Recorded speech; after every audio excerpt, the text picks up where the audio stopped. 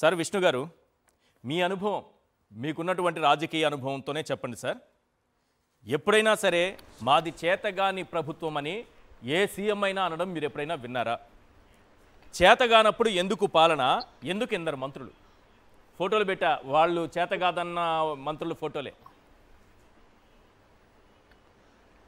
Sir ఇప్పుడు ఈ ప్రభుత్వం వచ్చిన తర్వాత పదే పదే మంత్రులు ఈ ఆయా సందర్భాల్లో ఏ రకంగా ఫెయిల్యూర్ అయ్యారనేది, ఏ రకంగా విఫలమయ్యారనేది, ఏ రకంగా వాళ్ళ యొక్క ఇన్ఎఫిషియన్సీ బయటపడుతున్నట్టుగా మనం ప్రతిసారి కూడా ఒక ప్రధాన ప్రతిపక్షంగా ఆంధ్రప్రదేశ్లో 5 సంవత్సరాలు పరిపాలించినటువంటి వైఎస్ఆర్ కాంగ్రెస్ పార్టీ చెబుతానే ఉంది. మనం ఇప్పుడు మీరు చెప్పినటువంటి 5-6 శాఖలు కూడా నిరంతరం ఈ ప్రభుత్వం వచ్చిన దగ్గర నుంచి ఎప్పుడూ ఫెయిల్ అవుతానే ఉన్నాయి, ఎప్పుడు కూడా ప్రజలకి దూరంగానే ఉన్నాయి. ప్రజల సమస్యలు, ప్రజల ఇబ్బందులు పట్టించుకున్నటువంటి దాఖలాలు లేనే లేవు.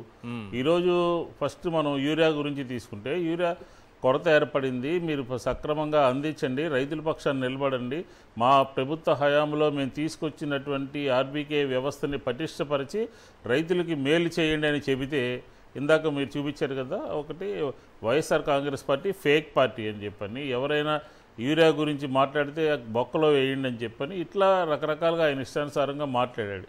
అదే నోటితో అదే అధికారుల సమక్షంలో నిన్న జరిగినటువంటి కలెక్టర్ల సమావేశంలో ఏం చెప్పారు? మనం అన్ని వ్యవస్థల్ని బాగు చేసాం, కానీ ఎరువుల పంపిణీకి సంబంధించినటువంటి వ్యవస్థని ఒక్కదాన్నే మాత్రం సరిచేయలేకపోయారంట, సరైనటువంటి దీనిలో ప్రక్షాళన చేయలేకపోయారంట. ఏం చెప్పారండి? యూరియా కొరత లేదు, అన్ని చోట్ల యూరియా ఉంది, యూరియా కావాలంటే మేము అందిస్తాము అని చెప్పి, ఆఖరికి కుప్పంలోనూ అదే పరిస్థితి ఏర్పడింది. అలాగే అచ్చెన్నాయుడు గారి సొంత కాన్స్టెన్సీ ఆ జిల్లాలో, ఆయన నియోజకవర్గంలో కూడా రైతులందరూ కూడా, అలాగే ఎంప్లాయీస్ అందరూ కూడా పిహెచ్ఎల్ దగ్గర పోయి గొడవ చేశారు. ఇది ఈ ప్రభుత్వం యొక్క పనితీరు. వ్యవసాయ శాఖకు సంబంధించి కూడా అదేనా? యూరియా కోసం ఇప్పటికే అదే సిచ్యువేషన్ ఉంది. ప్రజెంట్ సిచ్యువేషన్ కూడా ఆంధ్రప్రదేశ్లో అదే కొనసాగుతూ ఉంది. అలాగే వ్యవసాయ శాఖకు సంబంధించి, ఎందుకంటే వ్యవసాయ శాఖ మీద ఆంధ్రప్రదేశ్లో ఎక్కువగా ఆధారపడి ఉన్నటువంటి ప్రజానీకం ఉన్నారు, రైతులు ఉన్నారు. ఆ రైతులందరికీ వ్యవసాయ శాఖ జగన్మోహన్ రెడ్డి గారి పరిపాలనలో ఏ రకంగా జరిగిందో, ఏ రకమైనటువంటి మార్పులు తీసుకొచ్చామో, ఏ రకంగా వాళ్ళకి చేయిపట్టుకుని వ్యవసాయం సంబంధించి చంద్రబాబు నాయుడు గారు అన్నట్టుగా దండగ కాదు పండగ ఏ రకంగా చేయాలో, అలా ఇన్పుట్ సబ్సిడీ కానీ, లేకపోతే వాళ్ళకి సంబంధించినటువంటి మద్దతు ధర కానీ, విత్తనాలు కానీ, ఎరువులు కానీ, ఏనాడైనా ఒకటే అడుగుతున్నాం వైఎస్ఆర్ కాంగ్రెస్ పార్టీకి, ఏనాడైనా 5 సంవత్సరాల పరిపాలనలో రైతులు రోడ్డెక్కి మాకు ఇది అందలేదు, మాకు ఇది సరిగా లేదు అని చెప్పినటువంటి కార్యక్రమం కనపడిందా మనకి? ఎవరైనా సరే మా ప్రభుత్వ హయాంలో చెప్పులు పెట్టి, తలపాగాలు పెట్టి, లేకపోతే లైన్లో నుంచి ఎరువులు కావాలని అడిగినటువంటి పరిస్థితి ఉందా? లేదే. మద్దతు ధర కోసం ఎక్కడ కూడా ఆందోళన చేయకుండానే మేము చేసామే. లేకపోతే ఈ పంట నష్టాన్ని వచ్చే పంట లోపు అందరికీ అందించడం జరిగిందే, ఇన్సూరెన్స్ కట్టడం జరిగిందే. అసలు మమ్మల్ని చూసి మా రైతులకు సంబంధించినటువంటి జగన్మోహన్ రెడ్డి గారి పరిపాలన చూసి కనీసం అన్నా నేర్చుకోవాలి కదా. అదేమీ లేకుండా ఎదురుదాడి చేసి ఇప్పటి వరకు నిన్న కలెక్టర్ల మీటింగ్లో మనం ఫెయిల్ అయ్యాము అని చెప్పని, ఇప్పుడేమో డోర్ డెలివరీ చేస్తారంట, కావాలంటే యూరియాని డోర్ డెలివరీ చేయండి అని చెప్తా ఉన్నారు. మేము డోర్ డెలివరీ చేసేటటువంటి అంశాలు ఉన్నాయి. పెన్షన్లు డోర్ డెలివరీ చేసేటటువంటి వాళ్ళం, బియ్యం డోర్ డెలివరీ చేసేటటువంటి వాళ్ళం, వాళ్ళు దాన్ని పూర్తిగా రద్దు చేశారు. ఈరోజు రైతులందరూ ఆందోళన చేస్తూ ఉంటే, రైతులందరూ రోడ్డు ఎక్కుతూ ఉంటే యూరియాని డోర్ డెలివరీ చేయాలి అని చెప్పి మాట్లాడతారు. అంటే ప్రజలు ఏదన్నా అమాయకుల, ప్రజలు ఏమి గమనించారు? అట్లాగే రెండో ప్రధానమైనటువంటి సార్, ఎక్కువ ధర పెట్టుకుంటే వాళ్ళకి డబ్బులు కూడా ఇస్తాము అంటే డబ్బులు తీసుకెళ్ళి యూరియా లేకపోతే డబ్బులు తీసుకెళ్ళి, అసలు ఈ కొరత ఎందుకు ఏర్పడింది? చంద్రబాబు నాయుడు గారి ప్రభుత్వమే ఒక 4 లక్షల టన్నులు ఈ సంవత్సరం మాకు తగ్గించండి, ఆ సబ్సిడీ మాకు రాష్ట్ర ప్రభుత్వం అకౌంట్లో నిధులు జమ చేయండి అని చెప్పబట్టి రైతులకి కొరత ఏర్పడింది. ఇదంతా రోడ్డు మీదకి వచ్చి రైతాంగం అంతా కూడా ఆందోళన చేస్తున్నటువంటి తరుణంలో ఇప్పుడు ఏం చెప్తున్నారు? బస్తాకి 800 రూపాయలు వాళ్ళ అకౌంట్లో వేసేస్తాం, ముందు సమగ్రంగా సర్వే చేయండి, అది ఇదని చెప్పి కంటి తుడిపి చర్యలు చెప్తున్నారు.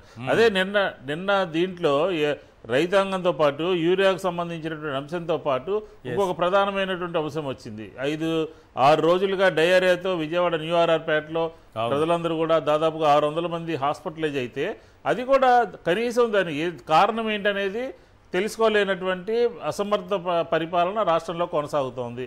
నిన్న ఆయన కూడా చెప్పాడు, 5 రోజులైతే కారణం ఎందుకు కనుక్కోలేకపోయారని చెప్పి ఏదో సీరియస్ అయినట్టుగా వాళ్ళ పత్రికల్లో రాశారు.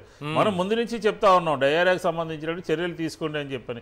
అలాగే పక్కన ఉన్నటువంటి తురకపాలెంలో 29-30 మంది చనిపోతే 4 నెలలుగా అసలు ప్రభుత్వం ఉన్నట్ట, ప్రభుత్వం లేనట్ట, ప్రభుత్వం ఇది ఏ ప్రభుత్వమో దీన్ని ఏమనాలి ఇలా అనేది ఒక ప్రశ్న ఉత్పన్నం అవుతుంది. అన్ని అలాగే రెవెన్యూ కానీ పోలీసు కానీ లేకపోతే ఈ శాఖలన్నీ కూడా అస్తవ్యస్తంగా ఉన్నాయి.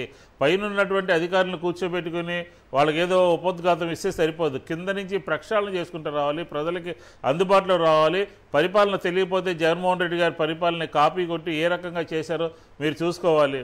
మా విషయాలన్నింటినీ పదే పదే విమర్శించి తప్పుదోవ పట్టించారు. ఈరోజు కనీసం మీకు నాలెడ్జ్ లేనట్టుగా వ్యవహరిస్తున్నారు కదా. కాబట్టి ఖచ్చితంగా మీరు పెట్టినటువంటి ఫొటోస్ అన్నీ కూడా వైఫల్యం చెందినటువంటి మంత్రులు. ఈ రాష్ట్రంలో ఆడపిల్లల మీద, ఈ రాష్ట్రంలో శాంతి భద్రతలు, ఈ రాష్ట్రంలో పోలీసు యంత్రాంగం ఏకపక్షంగా వ్యవహరించడం, ఈ రాష్ట్రంలో పోలీసుల మీద హైకోర్టు తీర్పులు, హైకోర్టు మందలింపులు, ఒకటి కాదు అన్ని రకాలుగా కూడా అన్ని శాఖలు కూడా ఫెయిల్యూర్ అయినటువంటి పరిస్థితి రాష్ట్రంలో కనబడుతూ ఉంది. ఖచ్చితంగా మనం అన్ని శాఖలు వైఫల్యం, ప్రభుత్వమే వైఫల్యం చెందింది మనం అంటాం కాదు. చాలామంది బయట రోడ్డు మీదకి వచ్చి మేము అనేక సంవత్సరాలుగా తెలుగుదేశంలో ఉన్నాము, ఈ రకమైనటువంటి పరిపాలన మేము ఎప్పుడూ చూడలేదు, ఈ రకమైనటువంటి వ్యవహార శైలి మేము ఎప్పుడు కూడా చూడలేదు అని చెప్తా ఉన్నారు. కాబట్టి విఫలమైనట్టుగా, వైఫల్యం చెందినట్టుగా, శాఖలన్నిటి నిర్వీర్యమైపోయినట్టుగా మనకు కనబడతా ఉంది. ఇప్పుడు చూడండి, నాడు నేడులో ఇప్పటి వరకు పనులు చేసినటువంటి పనులన్నీ కూడా ఆపేసి సంవత్సరాల కాలంగా, అంటే ప్లాస్టింగ్లు చేయాల్సినవి, గోడలు కట్టాల్సినవి, గేట్లు పెట్టాల్సినవి, కిటికీలు పెట్టాల్సిన వాటితో ఫైనాన్స్ వాళ్ళకి రాయకుండా, ఫైనాన్స్ దగ్గర నుంచి తెప్పించకుండా బయట నుంచి వ్యక్తుల నుంచి 2200 కోట్లు సమీకరించాలని చెప్పి ప్రయత్నం చేస్తున్నారు. ఎప్పటికీ సాధ్యపడుతుంది? అదే విరాళాలు సేకరించాలంటే అది ఎప్పటికి సాధ్యపడుతుంది? ఇలాంటి వైఫల్యాల పరిపాలనలో, ఇలాంటి చేతకాని పరిపాలనలో మేము చేసినటువంటి అభివృద్ధి, పూర్వం మా మీద వైఎస్ఆర్ కాంగ్రెస్ పార్టీ మీద బురద జల్లేటటువంటి వాళ్ళు ఎప్పుడు సంక్షేమమా అని చెప్పని, ఈరోజు మెడికల్ కాలేజీలు అన్నింటినీ కూడా దారాదత్తం, ప్రైవేటు వ్యక్తులకి దారాదత్తం చేస్తున్నారని అంటే దాన్ని ఒకసారి ప్రజలందరూ కూడా ఆలోచించాలి. కట్టలేనటువంటి పరిస్థితిలో, సీట్లు తీసుకురాలేనటువంటి పరిస్థితిలో జగన్మోహన్ రెడ్డి గారు బ్రహ్మాండంగా ఒక ఆలోచన చేసి కొన్ని 5 కాలేజీలు ప్రారంభంలోనే మిగతా పనులు పూర్తి చేసుకుని మిగతా అన్ని కూడా చేసుకునేటటువంటి సందర్భంలో ప్రభుత్వం మారినటువంటి తీరులో ఈరోజు అవన్నీ కూడా ప్రైవేటు పరం చేసి ఈ మంత్రి ఉన్నాడంటే, ఇప్పుడు మీరు చూపించేటటువంటి మంత్రి ఉన్నాడంటే ఆయన ఏం మాట్లాడతాడో తెలియదు. విద్యాశాఖ, ఆరోగ్య శాఖ మంత్రి, ఆయన మాట్లాడితే తీరే తెలియదు. వైద్య శాఖ నిర్వీర్యం అయిపోయింది. ఈరోజు హాస్పిటల్స్ అన్ని కూడా రాష్ట్రంలో కూడా ఆరోగ్యశ్రీ ఎత్తేసుకుని పూర్తిగా ఒకరే చనిపోయారు రిపోర్ట్ రాశారు. అదే సార్, అదే అసలు ఏ రకంగా వ్యవహరిస్తున్నారు, ఏ రకంగా వాళ్ళ శాఖ మీద వాళ్ళకి పట్టు ఉంది, వాళ్ళు ఎంతసేపు రాజకీయంగా మాట్లాడితే తప్ప ఆ శాఖల్లో వాళ్ళకి పట్టు లేదని చెప్పి క్లియర్గా అర్థమైంది. హోంమంత్రి గారు కానీ, లేకపోతే రెవెన్యూ మినిస్టర్ కానీ, రెవెన్యూ మినిస్టర్ గారు అయితే కేర్ ఆఫ్ అడ్రస్ హైదరాబాద్, లేకపోతే ఈ మధ్య వచ్చిన తిరుపతిలో జరిగినటువంటి సంఘటనలు మనం చూసాం. అందరూ మంత్రులు కూడా వైఫల్యం చెందారు, విఫలం చెందారు. ఆ శాఖల్ని, దాంట్లో ఉన్నటువంటి వ్యవస్థల్ని, జిల్లాల్లో ఉండేటటువంటి ఆ శాఖలకు సంబంధించినటువంటి వ్యవస్థల్ని ముందుకు తీసుకెళ్లడంలో వెనకబడిపోయినట్టుగా నిన్న జరిగినటువంటి కలెక్టర్ల సమావేశంలో మనకి స్పష్టంగా కనపడతా ఉంది. రైట్.